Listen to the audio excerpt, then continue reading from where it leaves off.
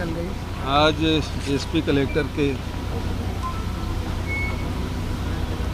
बैठक में आज अभी केवल एसपी को हुआ है, कलेक्टर का अभी दूसरे और कल उनके साथ कलेक्टर और सीओ के साथ बैठक होगी।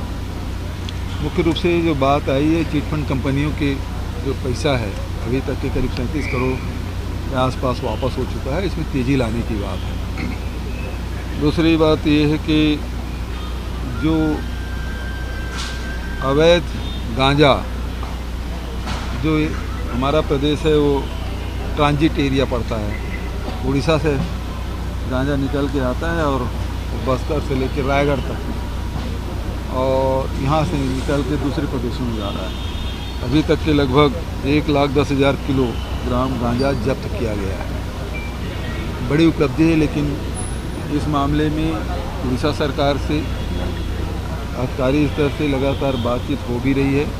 इसे वहाँ जो उत्पादन हो रहा है उसे रोका जाए। महत्वपूर्ण बात यह है क्योंकि यदि वहाँ उत्पादन हो रहा है, अवैध रूप से खेती कर रहे हैं, तो जब तक कि नहीं रुकेगा तब तक के अवैध गांजा का परिवहन होता रहेगा। तो ज़रूरी ये है कि हम लोग भी उसमें सीएस साहब को भी और डीजी साहब को भी मैंने निर्देशित किया है कि उड़ीसा सरकार से बातचीत की जाए ताकि उसे रोका जा सके। बस्तर में नक्सली अब पीछे हट चुके हैं, बहुत सीमित दायरे में हैं और जनजीवन अब सामान्य होते जा रहा है। जहाँ जहाँ नक्सल के प्रभाव से बाहर जो गांव आए हैं वहाँ सड़क का निर्माण है, वहाँ बिजली पहुँचाने का काम है, वहाँ मोबाइल टावर लगाने की बात है, वहाँ पेयजल है, आंगनबाड़ी केंद्र है, पीडीएस दुकानें हैं, स्कूल है। ये फिर से शुरू कर रहे हैं। अभी तक के 260 स्कूल हम लोग शुरू कर चुके हैं। उसी प्रकार से हज़ारों के तादाद में राशन कार्ड बनाए हैं, जॉब कार्ड बनाए हैं, आधार कार्ड बने हैं।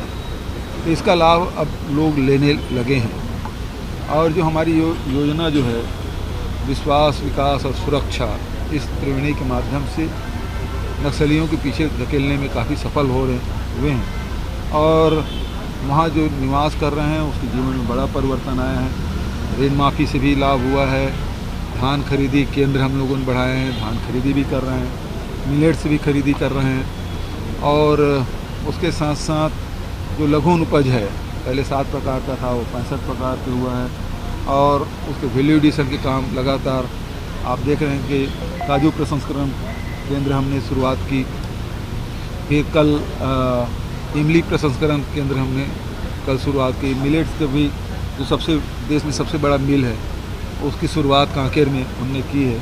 तो इससे बड़ा फ़र्क पड़ा है नक्सलियों के पीछे धकेलने में और उनके प्रकरण वापसी भी हुए। सैकड़ों के तादाद में जो जेल में निरुद्ध थे, अपनी लड़ाई नहीं लड़ पा रहे थे, तो जस्टिस पटनायक की अध्यक्षता में कमेटी बनाए थे। उसके साथ साथ हमारे पुलिस के अधिकारी मिलके कोर्ट में बहुत सारे प्रकरण फास्ट ट्रैक कोर्ट की स्थापना चीफ जस्टिस हमारे छत्तीसगढ़ के उनसे अनुरोध करके फास्ट ट्रैक कोर्ट की शुरुआत की। उसमें बहुत सारे प्रकरण वापसी हुए जिसके कारण से जो निरपराध आदिवासी निरुद्ध थे उसको छुड़ाने में सफलता मिली। अपराधों के नियंत्रण में जो बेसिक पुलिसिंग है उस पर हम लोगों ने जोर दिया है। रात में गश्ती करना और भीड़ भाड़ जगह में पुलिस की उपस्थिति ये अनिवार्य हो, ये निर्देशित हमने किया है। चाकूबाजी की जो घटना है उसे रोकने के लिए मैंने निर्देश दिया है क्योंकि ये आर्म्स एक्ट भारत सरकार की है और उसमें सुधार के राज्य सरकार कितना उसमें नियम में संशोधन कर सकता है उसका अध्ययन करने के मैंने निर्देशित किया है। भाई चाकू यदि उत्पादन पे ही रोक लगे और उसके व्यापार में रोक लगे तो चाकूबाजी की घटना में भी कमी आ सकती है, लेकिन ये आर्म्स एक्ट भारत सरकार की है तो उसमें उस दायरे में रह के क्या हमको यहाँ हम लोग उसमें कुछ अपराधों में धाराओं में हम लोग वृद्धि कर सकते हैं। क्या भारत सरकार को लिखना है तो उसका प्रारूप किस प्रकार से बने, इस मामले में मैंने डीजी साहब को, ईसीएस को, सीएस साहब को निर्देशित किया है कि इस मामले को गंभीरता से हमको देखना है। प्रदेश में जुआ सट्टा के खिलाफ कड़ी कार्रवाई करने का निर्देश दिया है। ऑनलाइन जो गैम्बलिंग हो रहा है, जुआ हो रहा है, उसको भी रोक लगाने के लिए, क्योंकि उसमें भी केवल अब जुआ के ही अपराध है उसमें, तो अब वो ऑनलाइन जो जुआ खिला रहे हैं तो वो देश भर में हो रहा है और विदेश से संचालित हो रहा है। एक बड़ी चुनौती के रूप में आया है, लेकिन हालांकि देश में और किसी राज्य में कार्रवाई नहीं हुई, हमारे छत्तीसगढ़ में कार्रवाई हुई है। तो जहाँ जहाँ जिन जिन जिलों में इस प्रकार के घटनाएं हो रही है या उनके नेटवर्क हैं, उसको तोड़ना और उसके खिलाफ सख्त कार्रवाई करने का निर्देश मैंने दिया है।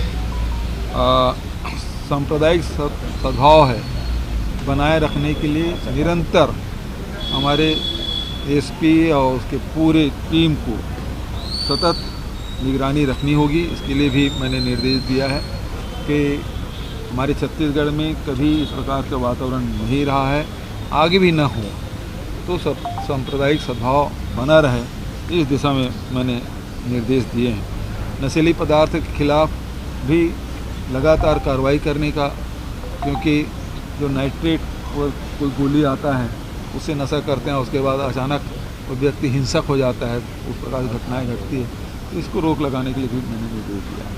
सर, ये विजिबल पुलिस किस तरीके का? तो विजिबल पुलिस मतलब आपको इसीलिए मैंने कहा, चौक चौराहे में शाम के समय में रात्रि गश्त है, वो लगातार होना चाहिए। आम जनता अपने आप को सुरक्षित महसूस करे, हमारी महिलाएं हैं वो सुरक्षित महसूस करें, महत्वपूर्ण बात है। इसीलिए पहले भी निर्देश दिया था और अभी भी मैंने कहा है। अभी तक थाना प्रभारी गश्त करते थे, थाना प्रभारी गश्त करेंगे और उत्कृष्ट थानों का भी आपने जिक्र किया। हाँ, उत्कृष्ट थाने भी हमने सेलेक्ट किया, उसके बारे में अलग से विज्ञप्ति जारी कर दी जाएगी। कौन कौन सा थाना है, जिला है जो उत्कृष्ट काम के हैं। बहुत सारे काम बहुत अच्छे हुए हैं। आपने देखा कि जिस प्रकार से अभी आंदोलन हुए उसको किस प्रकार से डिफ्यूज़ किया गया है, जिस प्रकार से पीड़ित की घटना है, हमारे चाहे पुलिस हो चाहे कलेक्टर हो, किस प्रकार से काम किया और उसको जो राहुल साहू को सुरक्षित बाहर निकाल ले आए, बड़ी बात है। और उसी प्रकार से अनेक घटनाएं घटी है और हमारे एसपी ने, थानेदारों ने, पुलिस महकमे ने बहुत शानदार काम किया और जिसके कारण से जो घटनाएं घट सकती थी उसे रोक लगाने में सफलता मिली। चाहे वो अपहरण का केस हो, चाहे डकैती का केस हो, चाहे हत्या के केस हो, इसमें बड़ी तत्परता से कार्रवाई की गई। सर, ये जो घुमंतु लोग लगातार पे घटनाएं लगातार सामने आ रही हैं, कहीं ना कहीं लोग जो हैं एक डर महसूस कर रहे हैं। क्षेत्रों में निर्देश किस तरह जारी किया गया ताकि जो पेट्रोलिंग है वो तेज किया जाए, देखिए जागरूक किया जाए? इस प्रकार के घुमंतु लोग हैं, उसको जब उस थाना क्षेत्र में आते हैं तो उसको जानकारी देना चाहिए। गांव में हो तो वहाँ कोटवार को जानकारी देना चाहिए और शहर में हैं तो वहाँ भी थाने में, संबंधित थाने में उसकी जानकारी होना चाहिए। जो भी घूमने आते हैं, घुमंतु लोग आते जाते हैं, उनको जानकारी देना चाहिए कि उससे गलतफहमी ना हो। सर, भी आपने कहीं अप्रिशिएट किया कहीं पे आंकड़े के बदले कार्य योजना की आपने बात कही, आंकड़े के बदले कार्य योजना ज़्यादा लगा। बहुत महत्वपूर्ण है कि पुलिस की सक्रियता से ही हम लोग सब सुरक्षित रहते हैं। कितने लोग हैं काम धंधे में जाते हैं, बाहर जाते हैं, घर परिवार छोड़ के दिन भर बाहर रहते हैं, इसलिए ना कि पुलिस सजग है। तो इसमें निरंतरता बनाए रखना ताकि पूरा जो छत्तीसगढ़ है वो अपने आप को सुरक्षित महसूस करे। सर, ये गांजा तस्करी को लेकर जिस प्रकार आपने निर्देश जारी किया, अब तो लगातार जागरूकता अभियान चल रहा है। भाजपा चक्का जाम करी आरक्षण के मुद्दे को लेकर भारतीय जनता पार्टी अपना स्टैंड पहले क्लियर करे। हमारा स्टैंड तो स्पष्ट है कि जो भारत के संविधान में अनुसूचित जाति और जनजाति को जो सुविधाएं दी गई है वो मिलना ही चाहिए, इसके पक्षधर हैं। मंडल कमीशन ने जो अनुशंसाएं की है वो लागू होना चाहिए। लोकसभा में जो पारित हुआ है EWS के लिए वो लागू होना चाहिए। भारतीय जनता पार्टी अपना स्टैंड क्लियर करे आरक्षण के मामले में। वो क्या कहते हैं, मैंने पहले भी आप लोगों के माध्यम से सवाल पूछा था तो बताया नहीं। हमारा स्टैंड क्लियर है और हम लड़ रहे हैं। वो तो लड़ते हुए दिखाई नहीं दिए। यदि 2011 में यदि वो लागू किए थे और उसके लिए यदि कोर्ट को गए तो कोर्ट में यदि ननकी राम कंवर कमेटी की ही रिपोर्ट को सबमिट कर देते, CS साहब के अध्यक्षता में जो कमेटी बनी थी उसकी रिपोर्ट को ही सबमिट कर देते तो ये स्थिति निर्मित होती क्या? आज जो स्थिति निर्मित हुई है उसके लिए जिम्मेदार कोई है तो पिछली सरकार है, भारतीय जनता पार्टी सरकार है। सर, 1 नवंबर से धान खरीदी शुरू हो रहा है, काफ़ी परेशानियां पिछले बार बरताने को ये मंत्रिमंडल समिति की बैठक अभी हुई है और विभाग है लगातार उस दिशा में मॉनिटरिंग कर रहा है और इस साल मैं समझता हूँ समय पे बारदाना उपलब्ध होगा, ऐसा मैं समझता हूँ। भारत सरकार जो जूट कमिश्नर है वो उपलब्ध कराएगा, ये उम्मीद मैं करता हूँ। और पिछले समय जितना हम डिमांड किए थे उतना उपलब्ध नहीं कराए थे और इस कारण से परेशानी आई थी, लेकिन सभी जो राइस मिलर है, किसान हैं और जितने PDS साहब ने जो बारदाने हैं उसको लेकर हम लोग इस समस्या का हल ढूंढ लिए थे। सर, ये मेधावी छात्रों को आपने आज हेलीकॉप्टर की यात्रा कराई है, काफ़ी खुशी देखी जा रही बच्चों के मन में, उत्साह किस तरह से भविष्य में जारी रहेगा, उद्देश्य किस तरह से? देखिए, जो बच्चे 10वीं में 12वीं में जिन्होंने स्थान लिया है, मेरिट में आए हैं, उनको हेलीकॉप्टर राइडिंग कराए हैं। तो बच्चे लोग उन्हीं की डिमांड थी हमको हेलीकॉप्टर घुमाया जाए, तो उसको पूरा किया गया। बीच में बरसात आ गई, खूब बारिश हुई, इस कारण से थोड़ा सा विलम्ब हुआ, लेकिन आज और कल में करीब 125 तो है, लेकिन 6 लोग शायद 19 लोग, हाँ, तो वो सब बच्चे घूमेंगे। अच्छा है सर, ये प्रोत्साहन इससे बच्चों को सर भाजपा वर्मी उस दिन बताएंगे आपको। सर, भाजपा वर्मी कंपोस्ट को लेकर सवाल उठा रही है, वाले का भी आरोप लगाया वो मिट्टी है करके। उनको तो घोटाले ही नजर आएगा। गाय के नाम से करोड़ों रुपया वो अपने साथियों को बांट दिए, गाय दुबली होके मर गई और उनके जो समर्थक थे वो मोटे हो गए। उसके प्रकरण भी हैं अलग अलग, चाहे वो भानु प्रतापपुर विधानसभा क्षेत्र की बात हो, चाहे वो धमधा विधानसभा क्षेत्र, साजा विधानसभा क्षेत्र में हो, बिलासपुर में, लोरमी में हो, कितने जगह इसी प्रकार से गायें मरी, आप सब जानते हैं। तो ये घोटालेबाज तो वो हैं और प्रधानमंत्री जी तारीफ कर रहे हैं छत्तीसगढ़ की और ये लोग विरोध कर रहे हैं। और जो वर्मी कंपोस्ट उपयोग कर रहे हैं वो किसान खुद बता रहे हैं। मैं भेंट मुलाकात कार्यक्रम में जाके किसानों से पूछ रहा हूँ कि आप वर्मी कंपोस्ट डाले हैं तो उसका क्या फ़ायदा हुआ, और सब किसान बता रहे हैं कि हमारा धान अनाज का उत्पादन बहुत बढ़िया हो रहा है। यदि रासायनिक खाद डाल रहे हैं तो उससे ज़्यादा नहीं हो रहा, तो कम भी नहीं हो रहा है।